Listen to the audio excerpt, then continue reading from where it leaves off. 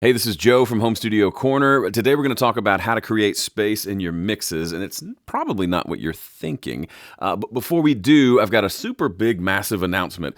You may have heard already, but in case you didn't, I'm going to be taking over the recording revolution. So back in 2009, when I started Home Studio Corner, a guy down in Florida named Graham Cochran started the recording revolution.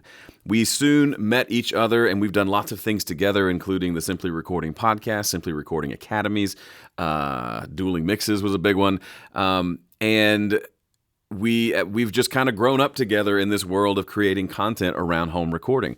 And as of this month, I'm going to be taking over the recording revolution. So Home Studio Corner is not going anywhere. I'm going to continue to do the content here like I always do, but now I'm going to also be doing that for the recording revolution and continuing to work with those subscribers and that crowd, because I'm sure there's a lot of crossover between both of our goals, Graham's and my goal, of helping you create a body of work, create more and better music, and do this thing that we all want and love to do. So there's lots to come. If you're not subscribed to both, here's the Recording Revolution. Make sure you're subscribed because there's just going to be a lot of fun, and I want you to come along for the ride with me. So just to reiterate, Home Studio Corner is not going away.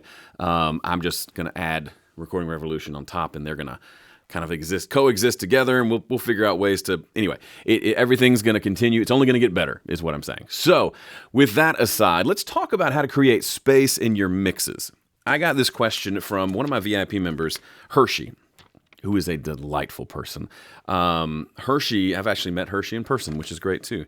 He hired me, so he's a doctor. This is totally random. He hired me to do kind of a creative session it was some sort of a retreat for maybe board members of the hospital he worked at or something. I can't remember exactly who they were, but it was a room of about 40 or so folks, and he brought me in to be kind of a creative break from kind of I'm guessing they were doing a lot of like talking about numbers and things like that. So I came in and we talked about songwriting, and we actually wrote a song together as a group.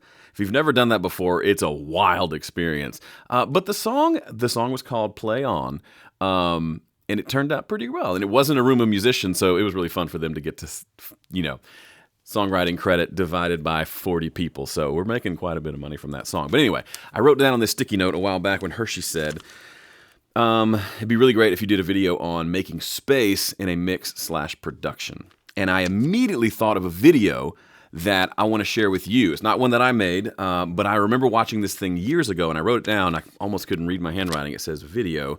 And it's not a video that you would think of initially. It doesn't initially make you think, oh, that's how you create space in a mix, but it's actually the exact, probably best way to create space in a mix. So when I think about mixing, when we say create space, what are we talking about? So I'm taking this in the form of how do we keep things from being all on top of each other? Not so much how to create like a reverb space, if that makes sense. Reverb to me is honestly a little boring. I don't care if the mix sounds like everyone's standing in a certain spot in a room together. I just don't care. I use reverb to create a cool sound, just like I throw delay on something to create a cool sound. So I'm not concerned unless I'm doing something like remixing a live performance where it needs to sound like it's in a room, or some sort of orchestral thing where I want it to sound like it's in a cathedral and the raw tracks are very dry. Unless it's something like that, I'm just using reverb as another tool. I'm not trying to create a space. But what I'm talking about in this video is how to make sure everybody has their place in the mix, if that makes sense, versus everybody just jumbled up on top of each other. And I bet you would suspect that I'm going to talk about subtractive EQ, and you would be absolutely wrong. That's not what I'm talking about today. Let me pause that for a second and show you this video. I'm not going to play the video here, but I'll link to it in the description. So this is well worth watching. It's a 9.5-minute video. If you're pressed for time, then I encourage you to go to minute 7 and start from here. But it's by, I don't know him very well. I don't know him at all. But Don Moen, who is, I believe, a Christian worship artist. So this is if Christian and worship, if you're allergic to those terms, stick with me, because this is it's applicable to all music. But he's doing a workshop where he's talking about just live performance as a church band, basically. And he's doing a demonstration on what it means, like what's appropriate for someone to play in that environment. in this video, as you can probably see already, is called Don't Overplay. So real quickly, I'll play a quick clip. He tells the whole band, he goes through one by one and has each of them show what overplaying would look like. But here's what happens when he has everyone do it. Here we go. Overplay a little bit. All the blessings that I get. You, Lord. This is the kind of thing, like, so I lead music at my church on Sundays as well, and I'm in Nashville, so we have really good musicians like this. So everyone on the worship team can shred and do really impressive things. And what we have to remember to do is to not, right? To play more, to play something that fits the song. There are times to show off and play a bunch of riffs, but if you're in a band setting, and the vocal is happening, then it's probably not the time to be playing. Like the bass player at one point was just like popping and slapping all over the place. And it's impressive. You listen to it and you're like, man, they're all great musicians, but it's a big jumbled mess. And it's not fair to ask the sound engineer to fix that, because that's not a problem that a sound engineer can fix. Sure, he could maybe EQ a little bit. It's not going to help. They're all literally piling on top of one another, and it's a jumbled mess no matter how you EQ it. So the advice for today is, and the homework is, to go watch this video, at least start at 7 minutes and watch to the end, but the whole thing is pretty instructive. And think about that when you are working on producing your songs. Remember how I always talk about get it right at the source? There's a sticker. This is that in practice.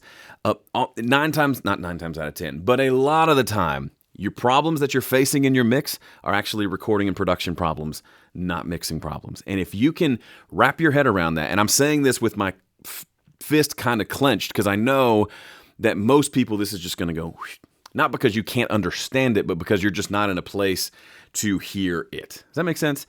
You're going to hear me say this, and you're going to nod your head, and you're going to go back to trying to EQ the crap out of your crappy tracks, rather than take a step back and say, maybe these tracks aren't right for the song and I should rethink that altogether. Maybe everyone's overplaying and there's too much stuff happening and everybody needs to take a chill pill. Maybe everybody needs their own specific place in the song and production, rather than everyone playing all the time from the first downbeat to the final crash cymbal.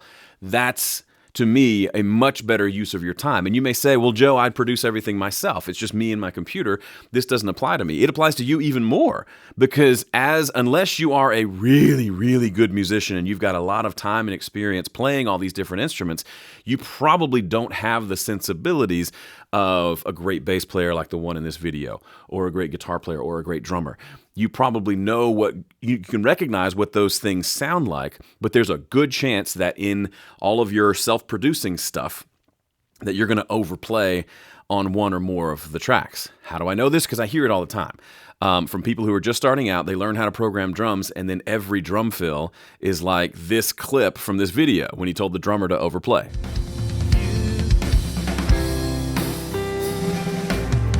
With a grateful heart, with a song of praise. You can hear like he's making the guy laugh. This is part of the fun of doing this type of thing every Sunday morning, is we'll do silly things like this just to try to make each other laugh. But when it comes down to doing the song in the service, then we have to pull back and be more restrained and do what's fitting and appropriate for the song. But what I hear from people is they'll program drums like that, where every 2 measures there's a and there's some styles of music where that works, but generally that's overkill. That's too much. And so you got to learn how to have restraint. That's one of the reasons why I like working with other people, working with a real drummer and a bass player who think and play like drummers and bass players, so I don't have to pretend that I know or learn how to have those sensibilities. They already have them. And then I play the keys and the guitars and the vocals, and I get to have my hand in a lot of things anyway in the production, and those things are in my wheelhouse. Those are things where I'm an expert at, and I can do them, and I know how to play what's going to fit the song, versus something I'm unfamiliar with where the tendency will be to overplay. All right, that is it for me. Go watch that video, go underplay on something, and come back and leave a comment. Let me know how it works. Otherwise, if you have not subscribed to Recording Revolution, in addition to Home Studio Corner, please do so. I'm just excited about what this year will bring for both you and me when it comes to making music. All right, that's it for now. I'll see you in the next one.